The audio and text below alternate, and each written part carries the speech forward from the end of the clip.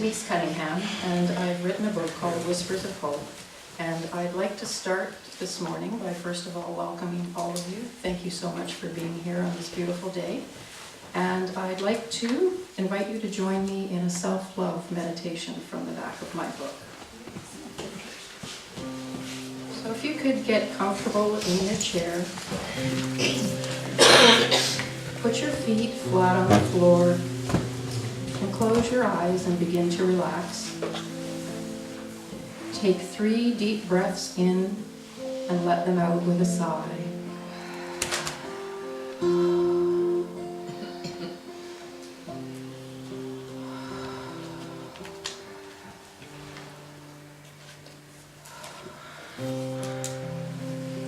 You don't have to do or be anything in this place.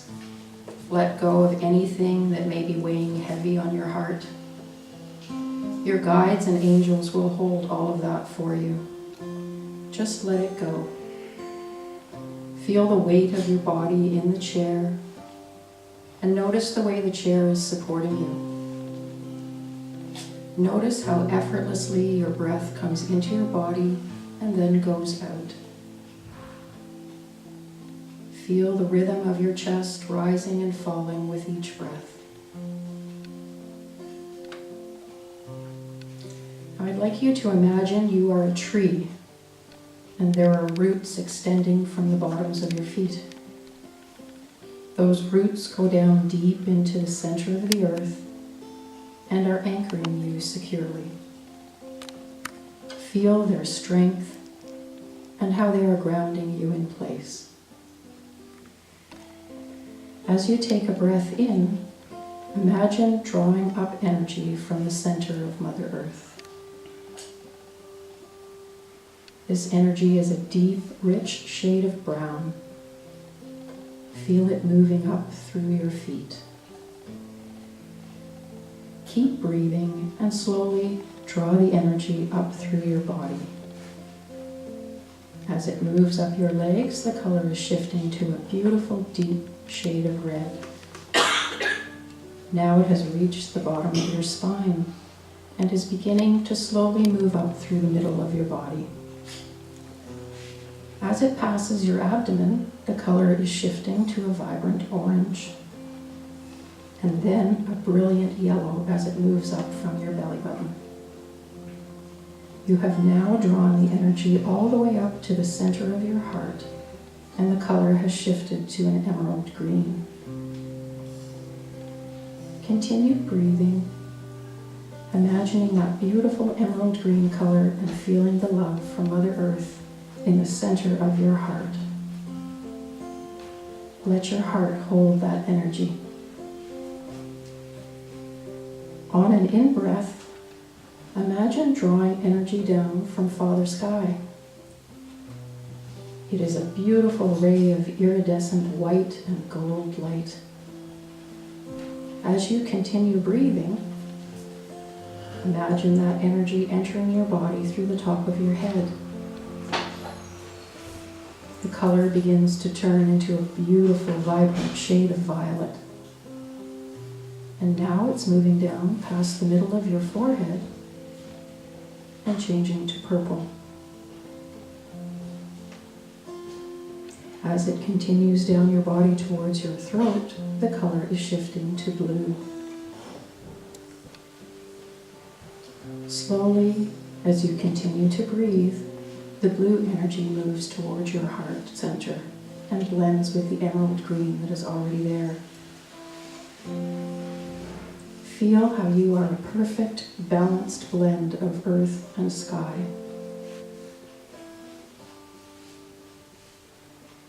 Now breathe into that green in your heart center and allow it to expand. And as you breathe out, imagine that healing, loving, peaceful emerald green extending out around you. With each breath, it extends further and further. It fills this room.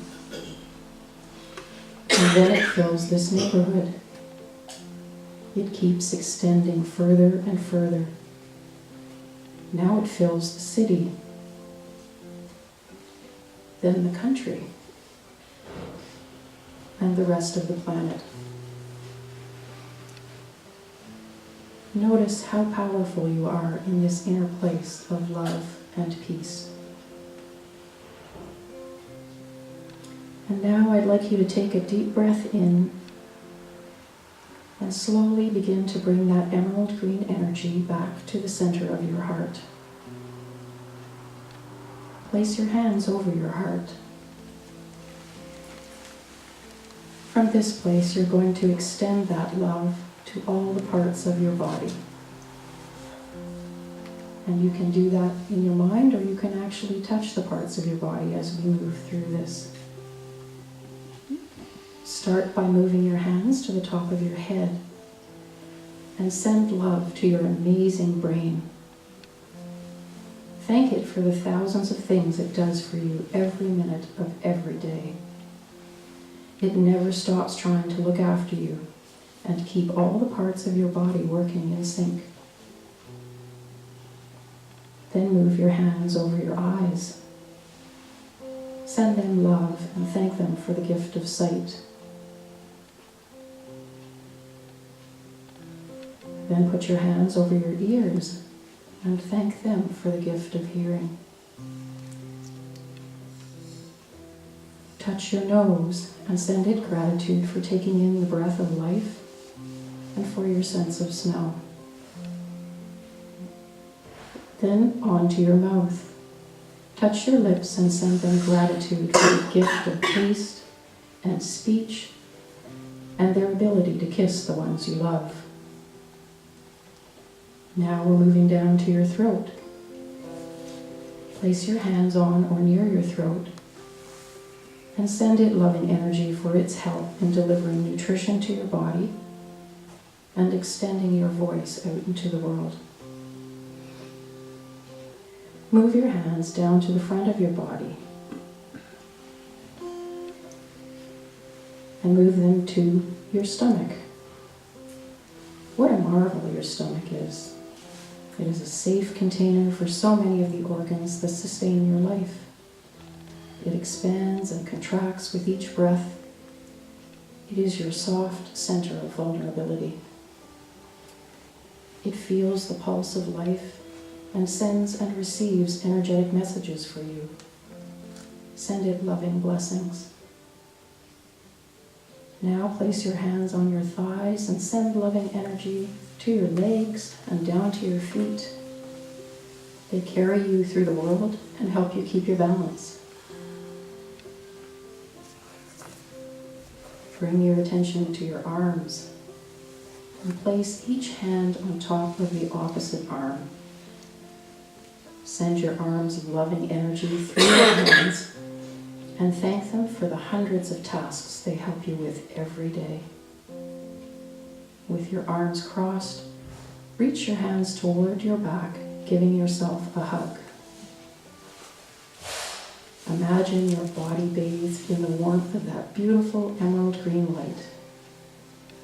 And if there is any part of you that might be out of alignment with Source at the moment, send an extra burst of light to that part. Feel in every cell of your body what an incredible being of light you are. Thank your body for the magnificent creation that it is. It is the vehicle that carries you through life. Thank your guides and angels for being with you, not only during this meditation, but each and every day. And thank yourself for your willingness to go on this journey with me this morning. With your eyes still closed, I want you to begin to bring yourself back into the room. Feel yourself in your body and feel the chair underneath you. Begin to wiggle your fingers and your toes. Feel your feet on the floor. And when you are ready, open your eyes and come back to the room. Namaste. Thank you. Okay, well, welcome everyone. Thank you for being here today. It's a beautiful day, so there are many other things you could be doing, and I'm grateful that you've joined me here today. My name is Denise Cunningham, and I thank you for the opportunity to share some of my thoughts with you. I wrote this book 4 years ago, and I call it a spiritual autobiography. The title is Whispers of Hope, and the subtitle is Transcending Abuse, Cancer, and Divorce to Embrace Peace. Reading it takes you on a journey of overcoming how I overcame my family patterns of abuse, addiction, suicide, and cancer. And at the end of each chapter, I have something called Tools for Transformation, which are thought-provoking questions inviting you to take your own journey of transformation. And before I get started, since I am the world's worst marketer of my own stuff and me, I just wanted to let you know that these books will be on sale afterwards, because I know I'll forget to say that after the talk. No pressure, just that they will be there. And I also like to think of this book as a generational love story, because it shows how shifting my perception about the things that happened in my past created miracles in my life and allowed me to come to a place of forgiveness and gratitude and peace, not only with myself but with my family. It allowed me to find the gifts from the dark times so that I could move forward and shine my light. And speaking of miracles, I want to share with you that it truly is a miracle that I'm up here in front of you, because people who know me well, hi Marion, know that I am a quintessential introvert. I would much sooner be behind the scenes, extending love into the world, than standing up in front of people and sharing my truth. So one of my favorite Marianne Williamson A Course in Miracle prayers is, where would you have me go? What would you have me do? What would you have me say, and to whom? And when I ask Spirit those questions, which I often do, Spirit tells me things like, go speak to teens in local high schools about self-esteem, or write and publish a book, or go out and speak to audiences about your life. And if you could witness the inner dialogue that goes on between my ego and my higher self, you would be rolling on the floor laughing, or quite possibly you would recognize some of the voices. Perhaps a similar voice takes up space in your head. So the process goes something like this. Spirit delivers a message through my oldest daughter, who comes home from school and says, Mom, we're having a guest speaker come in to talk about relationships. And then my ego thinks, wow, I love teens. I could speak to them, but what could I possibly have to say that they could relate to? Teens, seriously, give your head a shake. Why would they want to listen to someone your age? They'll just tune you out. Spirit says, well, why don't you take that 8 commitments for living a more empowered life handout that you've already got done, add in some experiential exercises, and share some of your life experiences growing up? My ego says, I don't know, somebody else could probably do a better job of that. And then finally, my higher self, also known as Spirit, says, you know what, this message was delivered to me for a reason. Put together a presentation and talk to Bethany's teacher about being a guest speaker. And the end result of that was that I got to talk to hundreds of students over a 3-year time span in high schools local to where I lived. The feedback from the teachers and from the teens was that I'd inspired them. And some of the teens told me later that they had been contemplating suicide, but that I'd given them hope that things could get better. Here's another message from Spirit. I'm at a writing workshop, and the message comes and says, Denise, several of these writers have entered something called the Next Top Spiritual Authors Contest. You could win a publishing contract. You've been writing since you were a little girl, and you've got a story to tell that could inspire a lot of people. And my ego says, well, that sounds interesting. Maybe I'll check it out one of these days. Better go and get the laundry done. And then the spirit says, here's that piece of paper with the info about the contest. Go online and check it out. And my ego says, maybe later. I've got to get caught up on my emails and Facebook messages. Besides, why would I even want to enter a contest? What are the chances that I'd win it? Spirit, literally minutes later. What about now? Want to go on the internet now and check it out? My ego says, okay. Enter the contest URL. The contest entry deadline is 24 hours away. It's like, oh my God, I'd have to submit a book proposal, an online audio or video pitch.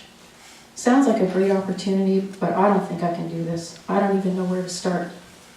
Spirit literally wakes me up at 2 o'clock in the morning and says, get a pen and a piece of paper. Here's your table of contents for the book. Finally, my higher self kicks in and I get a pen and a piece of paper and I take dictation. And miraculously, all the info for the book that's been swimming around in my head for years gets organized into chapter headings. The end result was that I got my proposal and my audio pitch done and uploaded just in time to enter the contest.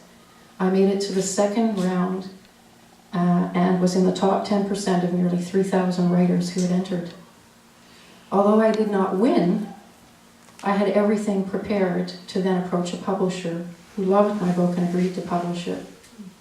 Incidentally, the book was written in 3 months' time to meet the publishing deadline. Now here's my all-time favorite message from Spirit. Spirit says, now that the book is written, I want you to take this material and speak in front of audiences all over the world. And my ego says, pardon? I'm sorry, you must be looking for another Denise. And Spirit says, breathe. How about we start small with radio interviews and then expand into speaking engagements?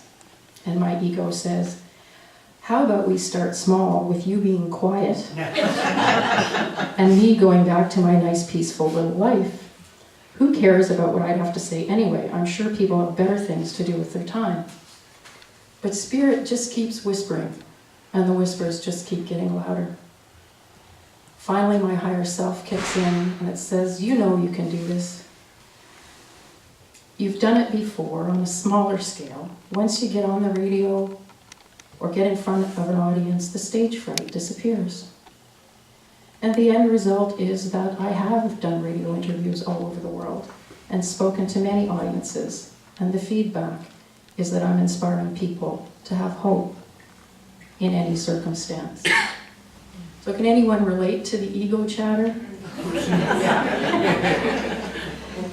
Truthfully, mine is actually much worse than what I've just relayed to you. I have a brutal inner critic, and I've spared you most of it because we'd have to have R-rated this talk.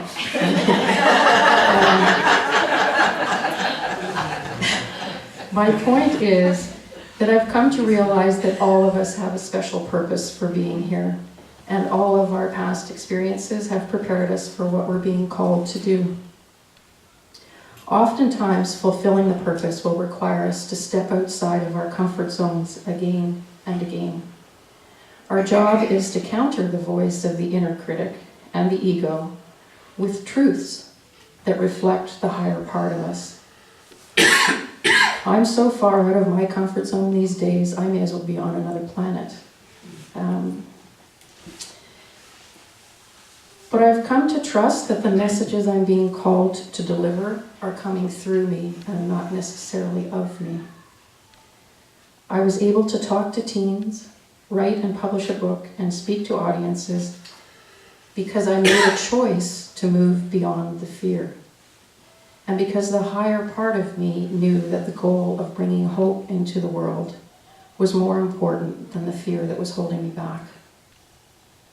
I do want to share a little bit of my journey I don't want to go into great detail, just enough to let you know that no matter what has happened in your past, you're not broken and you're not alone.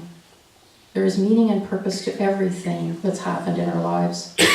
It can all be viewed as a gift if we put a different pair of glasses on when we look at it. I started this lifetime with a very young mom who came from a poor farming family where she was the youngest of 9 children. By the time she married my dad at 17 years of age, she had experienced an alcoholic father, physical and sexual abuse, and a mom who escaped life through illness. My dad was 13 years older than my mom. He was her knight in shining armor. He rescued her, married her, and brought her to the big city. The fairy tale came to a pretty abrupt end once my mom arrived in Toronto. Instead of the marriage being the escape from the country and being the answer to all of her dreams, she felt isolated, scared, and not good enough. My dad struggled with not feeling good enough too, but he also had his own demon of depression, which my mother didn't understand. Her answer to her problems was to have a baby. Surely a baby would make everything okay. My mom was 19 when she became pregnant with me, and my brother was born 11 and a half months after me, and another boy a year and a half after that. And my mom's feelings of low self-worth multiplied exponentially with each child. She unleashed her anger and her frustration with physical, verbal, mental, and emotional abuse, and most of it landed on me. Then she turned to alcohol to drown her inner pain. By the time I was 2, my mom took me to the doctor to see what was wrong with me because I flinched every time she walked past me. The doctor suggested perhaps she might want to stop hitting me so much. My dad worked at a job that he hated and handled his anger and frustration by focusing it inward into depression, sleeping more and more, and being emotionally absent from himself and his family. He wanted quiet all of the time. I'm not going to go into the details of the abuse from my mom or what it was like to live with her alcoholism, or the day-to-day agony of witnessing my dad's depression and his withdrawal from life. What's important to understand is the impact it had on me. They say that our beliefs about ourselves and the world are fully formed by the time we're 7 to 10 years old. I was an extremely sensitive child and continue to be an extremely sensitive adult, so my early family experiences impacted me deeply. The story that I made up from my childhood experiences was that I didn't matter. There must be something fundamentally wrong with me if my own mom didn't love me, and I certainly believed that the universe was not a friendly or a safe place. Both of my siblings and I retreated to our own little worlds within the insanity that was our life at home. And interestingly enough, as we grew a little older, each of us sought out surrogate families to belong to. Addiction and abuse thrives in a culture of silence and isolation, and we never spoke about it. We didn't invite friends home, and we didn't talk about what was going on at home with anyone outside of our home. The code of silence provided a perfect climate for sexual abuse to happen, and I was molested by my mom's uncle when I was 8 years old. And as I had been trained to do, I told no one about the abuse. I left home at 16. My dream for as long as I could remember was to have a place of my own. My mom left my dad shortly after. He didn't do well without her. And on a weekend, when he knew there wasn't a chance of anyone finding him, he took his own life. I was 18 years old at the time. My life totally fell apart when the man I loved most in the world was gone, and he didn't leave a note. My life appeared to take an upturn several years later. I met my own knight in shining armor. See a pattern developing here? We were blessed with 2 beautiful daughters, one of whom is with us today. Thank you, Caitlin, for being here. And our life appeared to be perfect to anyone outside of it. What was happening for me inside the relationship, though, was the carefully constructed facade of the happy family was starting to fall apart. My husband was drinking more and more, and all of the horror that I had stuffed down inside of me from my childhood was starting to bubble up to the surface. As my oldest daughter grew old enough to talk and rebel, she pushed all of my buttons. I didn't hit her like I had been hit, so I thought that was okay. I yelled at her instead, thinking somehow that was less damaging. And the turning point in my life came when, despite my intent to not repeat the parenting from past generations, I found myself screaming at my 3-year-old. I don't even remember what I was screaming about, but we were in the kitchen, she was facing me, and I was standing over her, screaming at the top of my lungs. It was almost as if I had left my body and some menacing shrew had inhabited it. My baby stood frozen on the spot, looking up at me. Something made me look into her 3-year-old eyes, and what I saw there was absolute terror. The terror sparked a remembrance in me of what it felt like to be the child target of an adult's rage. To watch the face of the person you love most in the world contort with such fury that it's almost unrecognizable, and to fear for your life because you did not know what might come next. My daughter's eyes reflected my childhood pain, and without a word, she touched my soul. In that moment, a switch flipped inside of me. I did not want my children to fear me. I wanted a relationship with them that was based on safety and love and trust and respect. What had I been doing? I made a conscious choice that day, and I told myself the abuse stops here. And that choice was pivotal in altering the course of mine and my family's future. Since I didn't have a role model for conscious parenting, I began taking parenting classes. And I started to go for counseling to heal my childhood wounds. As I began to uncover more and more of my authentic self, the thought of becoming a counselor myself began to surface. I continued to learn and to grow and to become a better parent.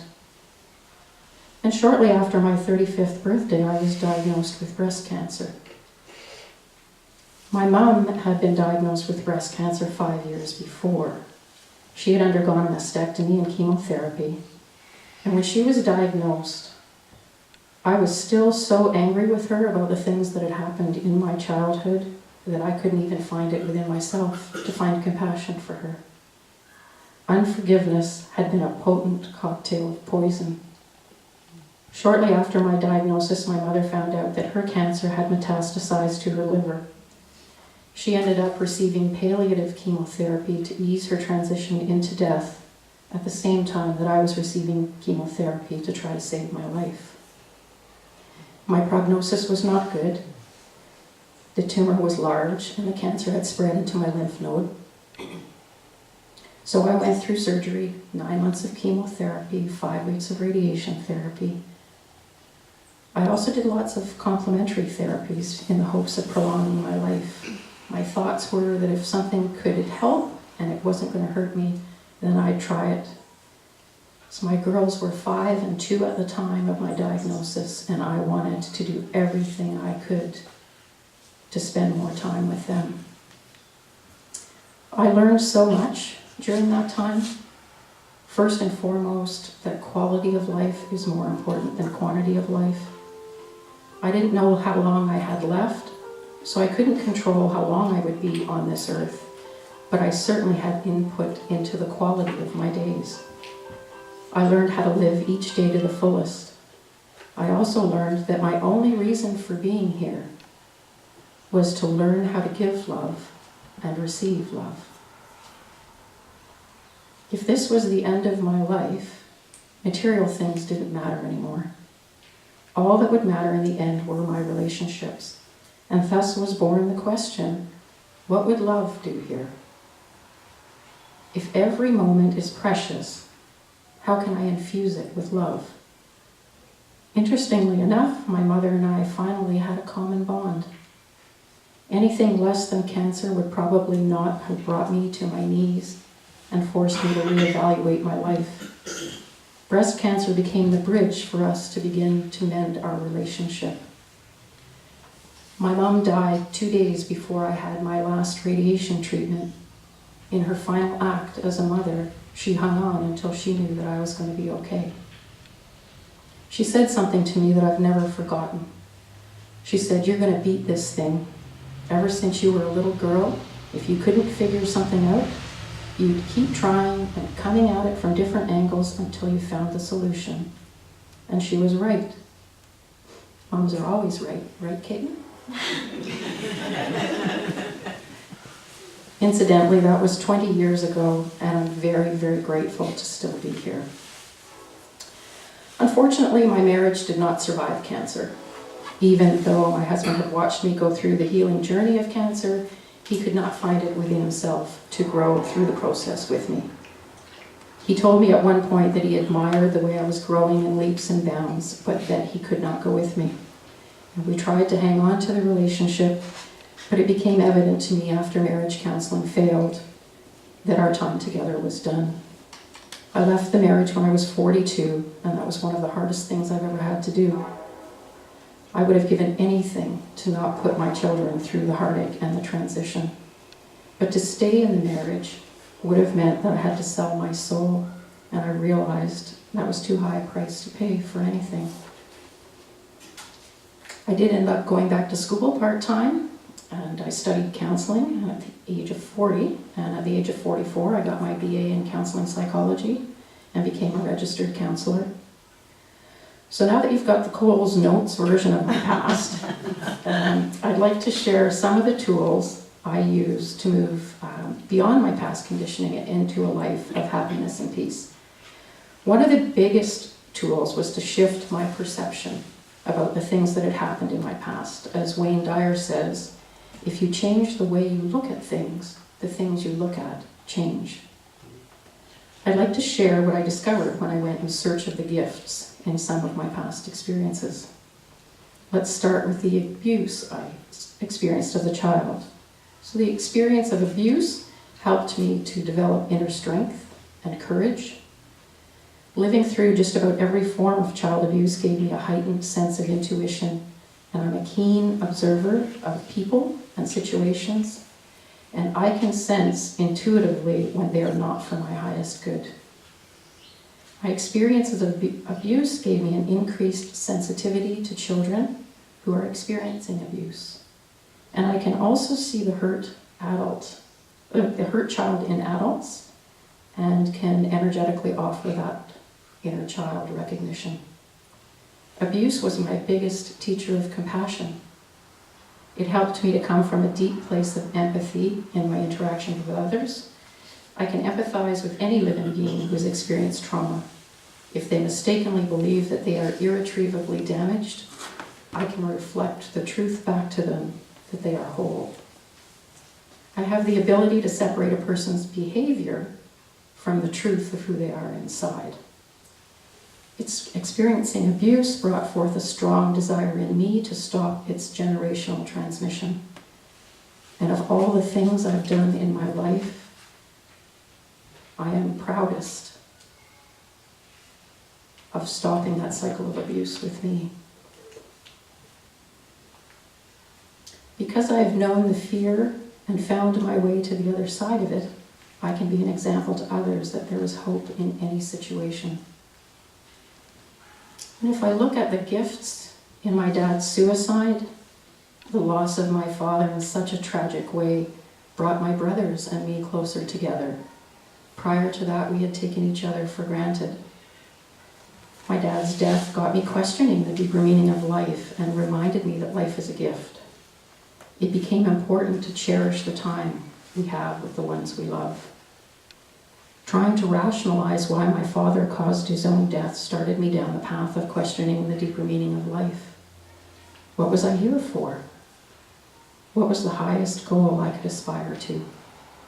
What was the value and meaning of life? And what could I do differently in my life to consciously shape it into one of purpose? I did not yet have the answers, but at least I began to ask the questions of myself.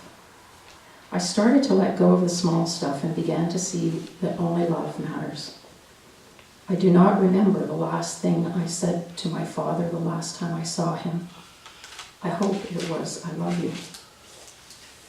In recent years, a good friend asked me, "What do you need to teach that your father forgot?" My father forgot that he mattered. He forgot that his life had purpose and meaning, and that no situation is devoid of hope. All of my work in the world focuses on teaching these important themes. And if I look at breast cancer, the gifts were so many. The prospect of death certainly sharpens life. I never asked myself, why me? Instead, I asked, what am I meant to learn from this disease? Breast cancer was a wake-up call to stop sleepwalking through life. It reminded me that life is a gift and that none of us know when our number will be up. As the poet Mary Oliver asks, tell me, what is it you plan to do with your one wild and precious life? Cancer was spirit calling me to go within and heal my heart. At some point in the journey, I stopped looking at cancer as a battle and my body as the enemy. And I started to view the journey as a door to my feelings and an opportunity to clean up my past. And my body as a very dear friend. Cancer was an invitation to live a more conscious life of integrity, passion, and purpose.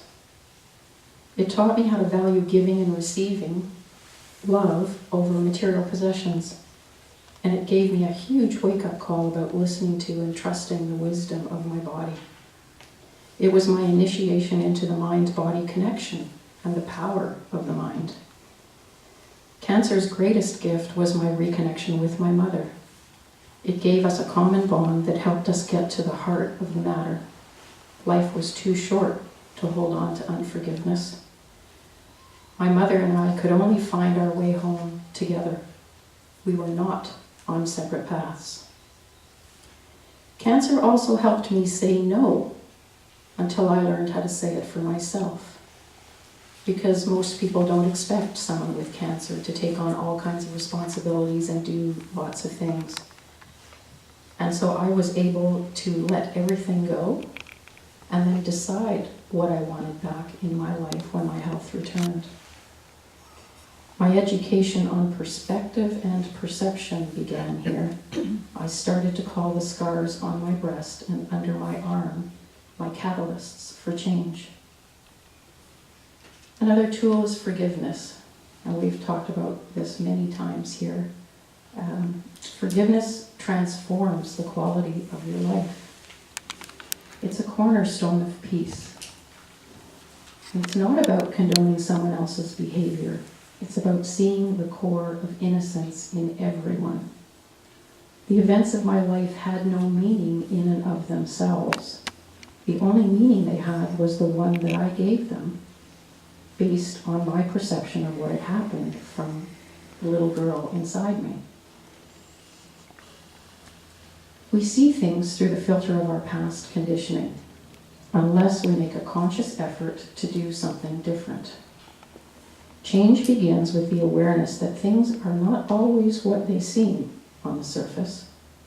A Course in Miracles defines everything in terms of it either being an act of love or a cry for love. When viewed from that perspective, my mother's and my uncle's abuse of me did not mean anything about me. The only meaning it had was the one that I gave it, namely, that I had no value. Their behavior was actually a cry for love. And underneath their behaviors were people who also suffered. Hurt people hurt people. As long as I carried unforgiveness of them in my heart, I carried the pain with me all the time. The abuse had ended more than 30 years before, and I was the one still carrying it around. With forgiveness, I started out to set myself free and ultimately ended up setting us all free energetically. How can all of us do that? Right here, right now. I'd like to invite you to do a short little exercise with me.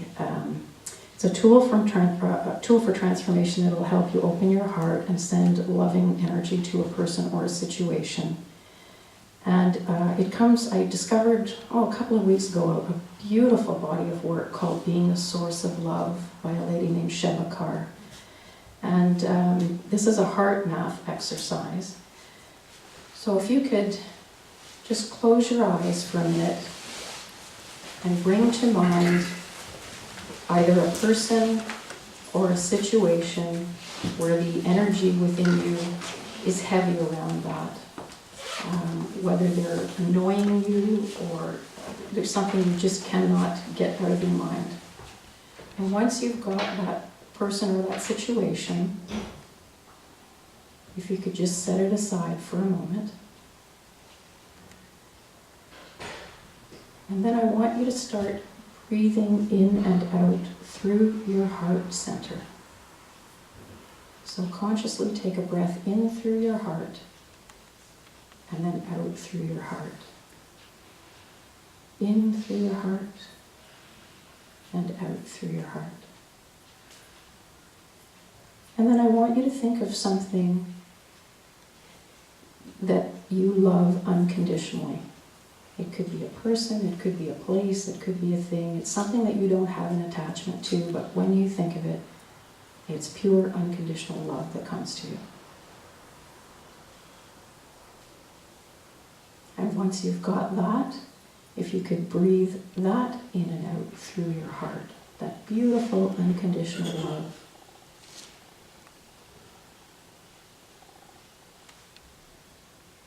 And then start sending that beautiful unconditional love to that person or to that situation.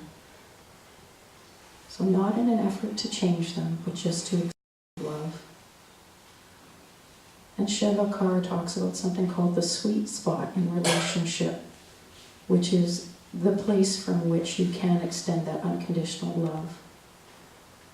So that could be face to face, that could be across the room, that could be across the country. Wherever it is you can truly feel in your heart that unconditional love and extend it to the person or the place, do that.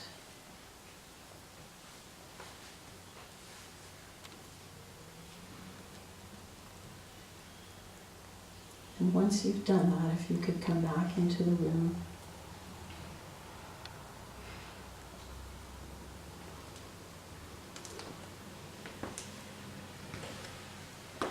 So it's not about extending that energy and expecting someone else or something else to change, but you would be amazed at what happens when you extend that love from your heart. The ripple effects of that are incredible. And the situation with a person may shift, more likely you will shift. Shift about the way you think about things. And the last thing I'd like to talk about is surrender. Huge, huge tool for me. There are many tools for transformation in the book, but this is one that really, really speaks to me. Sheva shared a story about elephants, which I'd like to share briefly. And she said when trainers were training baby elephants, they attach a very heavy chain to their back foot and then attach that chain to a cement pillar with a very, very short distance between the back leg and the pillar. And so the baby elephants learn fairly quickly that they can only go so far and then they can't go any further than that. And as they grow older, that past conditioning stays with them. And the trainer can then remove the huge heavy chain link and just tie a small rope around the back foot and attach it to something like a sawhorse, which is like 1/1000th of the weight of the elephant. But the baby elephant has been so conditioned that as soon as they feel the tug on their back leg, they won't move any further. Now this story, actually, when I heard it, I cried, because I thought, oh my God, how many times have I been like that in my life, and how often do we do that? And we're conditioned by our past, and we carry around the heavy backpack of our limiting beliefs without an awareness that at any moment we can set the backpack down. And we're the only ones that can do that. No one else can do it for us. And one of the biggest things I needed to surrender was my attachment to the story of my life. It's not the things that happen to us that make or break us. It's the way we think about them. My story was my interpretation of my life from the child part of me that experienced it. The little girl within me was pretty sure she was right. The challenge with that is that from my childlike perceptions of events, I developed mistaken and limiting beliefs about myself. By continuing to hang on to those limiting beliefs, I was also limiting my experience of life. As I began to tell myself and others a different story, I brought different results. Some of the truths I chose as my new storyline were, I do matter. I am lovable. I am surrounded by loving people. I have value simply by being, and the universe is a friendly place. I demonstrate my new storyline in my thoughts, words, and actions. I stopped casting villains and victims in the scenarios, and I began to approach things from a perspective of love and respect for all of the many souls who have been my teachers and students in this lifetime. The question, what would love do here, was the key to opening the door to the possibility of a different way of looking at the events that happened to me, and I continue to use it anytime I find myself in a situation where I'm in reaction to someone or something. There isn't anything you experience in life that cannot be transformed through love. I am living proof that no matter what has happened in your past, hope is just a heartbeat away. You can create the life of your dreams. It's never too late to be all of who you are and shine your special brand of light into the world. The God source is yours. You don't have to work for it because it lives in you. All you have to do is uncover it, believe it, and drop the old stuff. Set down the backpack with your old story in it and write a new story. Take one step every day towards your dream. Every one of us is a perfect, miraculous manifestation of the divine. We all have unique gifts that only we can give. Being authentically us comes from within us. Our job is to get out of our own way and let those gifts come through us, uncensored by conditioning from the past. The only limits we have are those we impose on ourselves. Do what your heart calls you to do. Nothing is too small or too big. I'm just looking at the time. Do I have a couple more minutes? Yeah? Okay.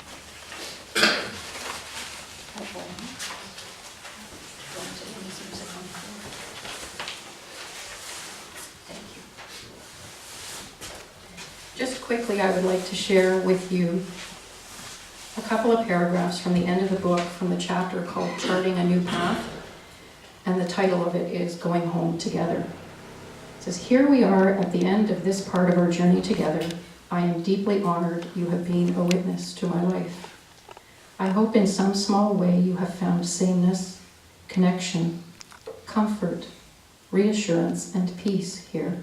Most of all, I hope that you have found love. Love of self, love of other, and the love of your Creator. You are a child of God, Goddess, and so deserving of that love.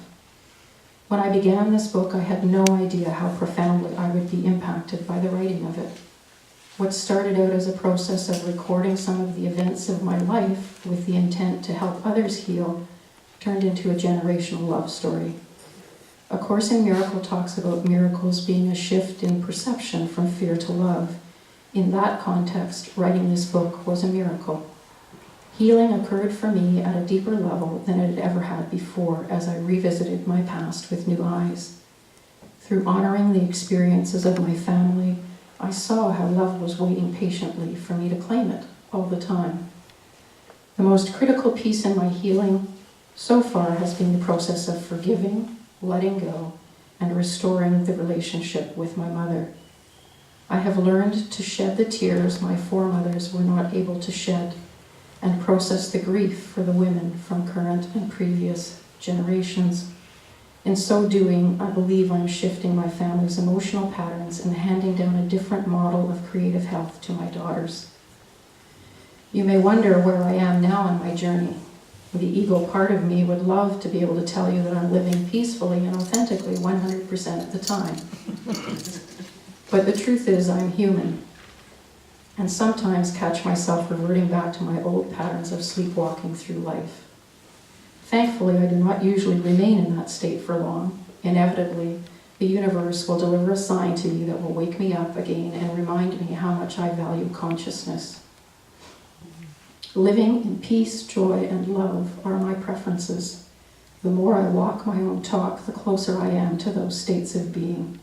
I am continually moving towards the next highest version of who I am, and I am definitely a work in progress.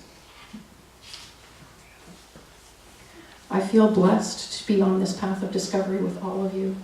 At this point in my life, there are two things I know for sure. One is that there are no mistakes in the universe. There is a reason you found your way to this talk. My hope is that it invites you into the realm of possibility. The other thing I am certain of is that our lives are sacred paths with value and purpose. Every one of us is pure love and an incredible physical manifestation of the divine. There are no exceptions to this. This is the truth about you. Cast out anything that does not reflect this. Stand with me in your truth for a moment and breathe it in. Feel the remembrance of it beginning to illuminate every cell in your body. I ask you to consider shining this light in your own unique way every day of your life. The world will be a better place for your having done so. The door to infinite hope, love, and possibility is always open.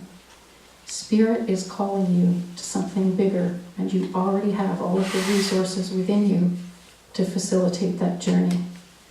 I will be walking beside you energetically with love as you step over the threshold of the old to embrace the extraordinary life that awaits you.